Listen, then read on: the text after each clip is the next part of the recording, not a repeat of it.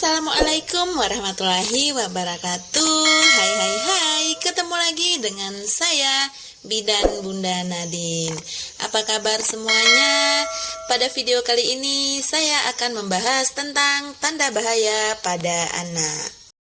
Tanda-tanda bahaya pada anak adalah suatu keadaan atau masalah yang dapat mengakibatkan kematian pada anak.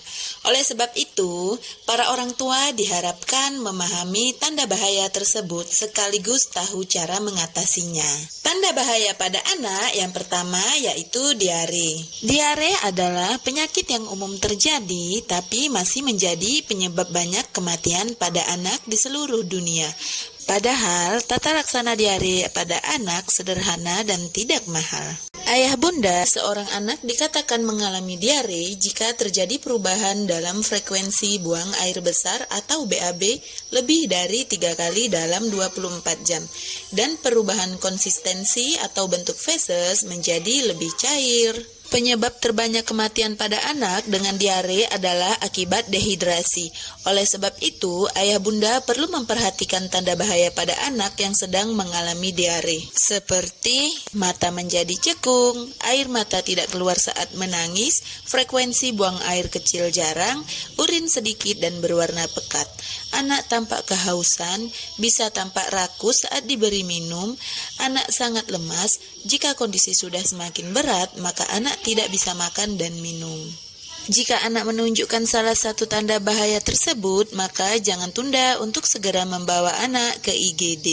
Kementerian Kesehatan Republik Indonesia mempunyai program untuk mengatasi diare dengan lintas diare atau 5 langkah tuntaskan diare. Yuk kita simak. Yang pertama, berikan Oralit. Oralit berguna untuk mengatasi dehidrasi dengan mengganti cairan dan elektrolit tubuh. Segera berikan Oralit begitu anak mengalami diare sampai diarenya berhenti. 1 bungkus Oralit dilarutkan dalam 1 gelas air matang atau 200 cc. Jika usia anak kurang dari 1 tahun, berikan 50-100 cc tiap BAB cair. Jika lebih dari 1 tahun, berikan 100-200 cc.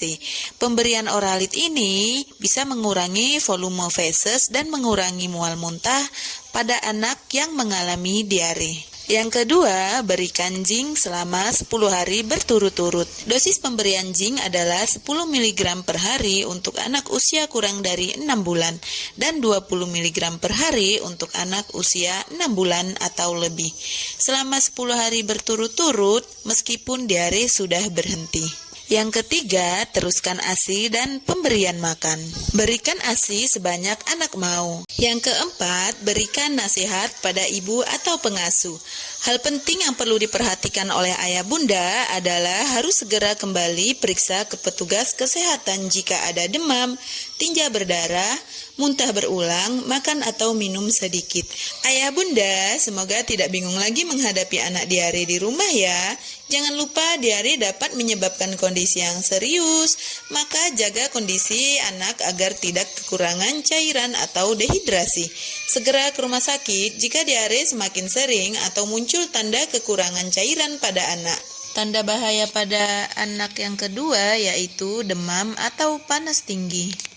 Demam pada anak adalah kondisi ketika suhu tubuh anak melebihi 37 derajat Celcius. Demam sendiri bukanlah suatu penyakit, melainkan gejala dari penyakit atau kondisi lain. Meski tidak selalu memerlukan penanganan, demam pada anak perlu diwaspadai, terutama bila sering terjadi atau disertai gejala lain. Jika mendapati anak demam, para orang tua dianjurkan sesering mungkin untuk mencegah kekurangan cairan. Selain itu, pertolongan pertama pada bayi demam bisa juga dilakukan dengan menggantikan pakaian mereka dengan baju yang tipis agar panas cepat menguap. Orang tua juga bisa memberikan kompres hangat di dahi dan di ketiak. Tanda bahaya yang ketiga pada anak yaitu muntah-muntah. Kekhawatiran terbesar saat anak muntah adalah dehidrasi. Pasalnya, cairan tubuh bisa terus terkuras akibat muntah terus-menerus dan anak juga enggan untuk minum atau makan. Tanda bahaya pada anak yang keempat yaitu sesak napas. Frekuensi napas pada bayi pada umumnya lebih cepat daripada orang dewasa, yakni sekitar 40-60 kali per menit. Jika bayi bernapas kurang dari 40 kali per menit atau lebih dari 60 kali per menit, maka para orang tua wajib waspada. Tanda bahaya pada anak yang kelima yaitu kejang. Kejang pada bayi dapat terjadi akibat terdapat kelainan aktivitas sinyal listrik di otak yang mengatur fungsi dan gerak tubuh.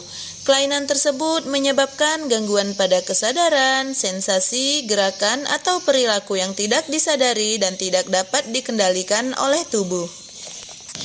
Ketika mendapati kondisi ini, orang tua perlu mencari tahu pemicu kejang pada anak. Sementara, jika bayi kejang tapi tidak dalam kondisi demam, para orang tua alangkah baiknya segera berkonsultasi dengan dokter untuk membicarakan kemungkinan penyebab lain.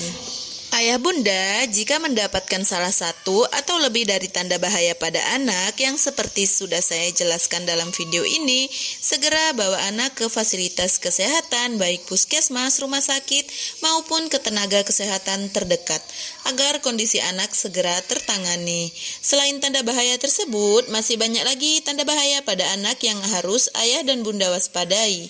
Demikian video dari saya, jangan lupa bagikan video ini agar lebih banyak yang mengetahui tentang informasi ini. Terima kasih. Wassalamualaikum warahmatullahi wabarakatuh.